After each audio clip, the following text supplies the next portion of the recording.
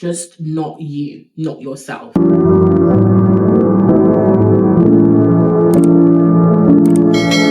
Burnout isn't only about working too much, it's about working on things for too long without taking care of yourself. A lot of the time we burn out is because we haven't allowed ourselves to pause. We haven't listened to ourselves when we need to pause, and that has led to burnout. So I've spoken about how I used to find myself in burnout cycles all the time, and the only time I actually realized I was burnt out was when my supervisor reminded me that that was the case, that I needed to take care of myself because I was burnt out. I was always run down, always like having to take a huge break and then come back with all the energy. And then it was just that up and down and up and down. So I want you to know that yes, you can do all the things, and yes, you can be successful, and yes, you can serve at your best, but you just need to make sure that you're taking care of yourself at the same time. Because one thing that I always say is if you don't listen to your body, or if you don't stop, your body is going to do it for you. It will get the attention that you need. It will be like, oh, you're not listening to me? Okay, so we got to start paying attention to our bodies and what it's telling us, because the body always speaks to us first. Okay, always, always, always. And I'm sure you can think back to a time when that's been the case for you too. All right, so let's get into it. So the first thing that you need to do is become aware. Okay, so how can you develop self-awareness when it comes to burnout? I think it's important to really get clear in terms of what your burnout signs are. So I want you to think back to the last time that maybe you was burnt out, you were feeling overwhelmed, or even near burnout. What were the things that you noticed about yourself? What were the things that you noticed when it came down to your actions? Were there things that you were putting off? You weren't able to do things. You were more irritable. You were shouting. You were crying. You were anxious. You were down. These are often clear signs of burnout when you notice a change in terms of how you show up in the world. Often you'll find that you'll become more negative, become more irritable, just not you, not yourself. Also, there'll be a change in how you think. Your thoughts might be more negative. You might be more worried, more anxious. Again, a good sign that you're burning out. You need a break. You need to pause. You need to reset.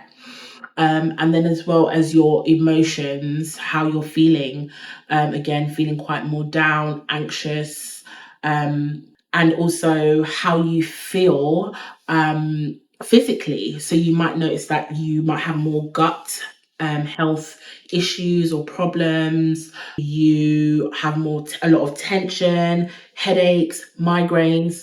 Again, all signs. So if we just take some time to listen to ourselves and slow down, that's going to be really helpful for you. So get clear in terms of what are the common things that happen for you, and it will help you to be able to just have a look out for those things, because either you'll identify them, or somebody close to you or other people will be able to identify them, and they might even just tell you. And that's when you're going to need to check yourself.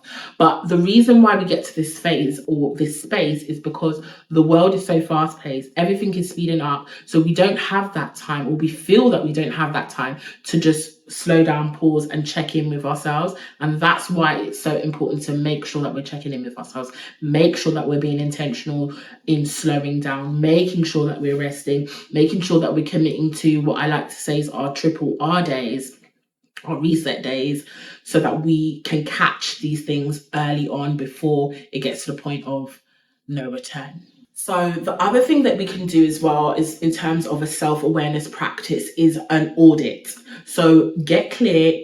Each week you can do this, every month you can do this, every quarter you can do this, how often ever you need it. If you feel like, okay, it's time for an audit, things are feeling a bit messy, things are feeling a bit shaky, it's time for an audit. Okay, so we can get clear in terms of looking at what's going on, what's happening. Okay, because again, when we're aware, we are able to what?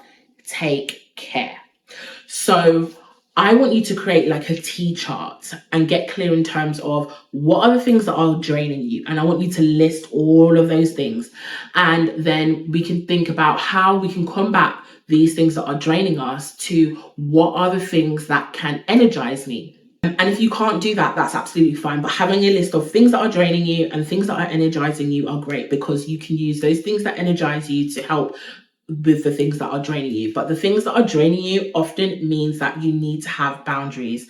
Boundaries help balance, boundaries help to avoid burnout. Boundaries are self-care.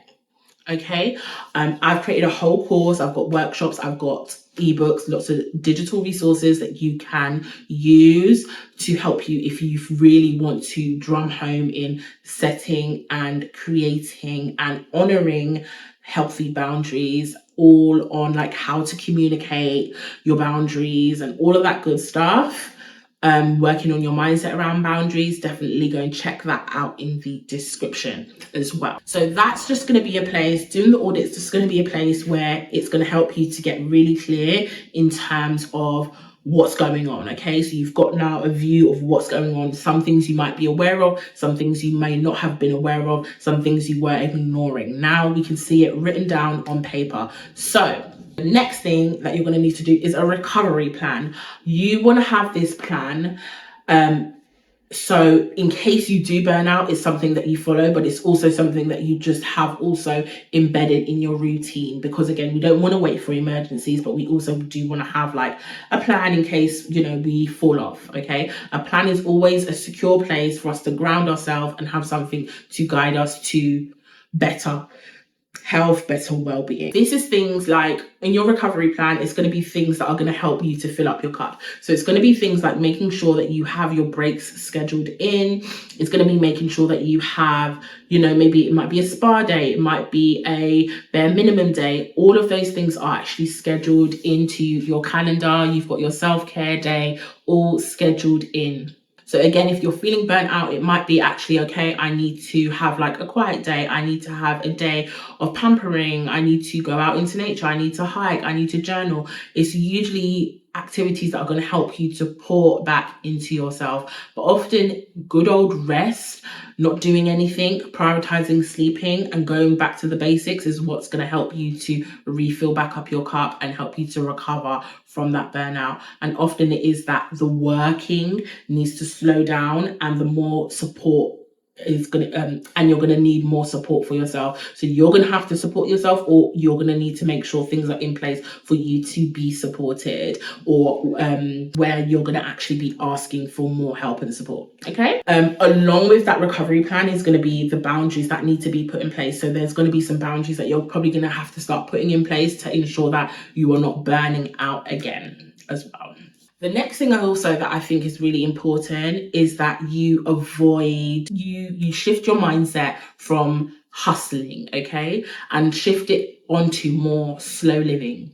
As I said, the world is speeding up. So you need to be very intentional about your pace. Yes, you can do all the things, but it's nice to go slow and steady. Slow and steady wins the race, and that is on that.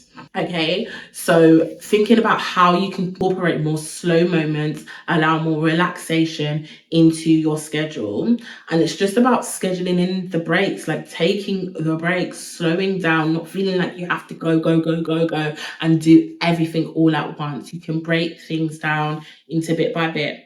All right, so you are more successful when you go slow rather than when you rush, because when you rush, you make mistakes, you burn out, and it's going to take you so much more longer to re-up, to build up that HP, yeah, than it would be if you just took a bit of a break, like a 5-minute, 10-minute, 30-minute, left it till tomorrow, come back bit by bit by bit. We're humans and we're not robots, and rest isn't a reward.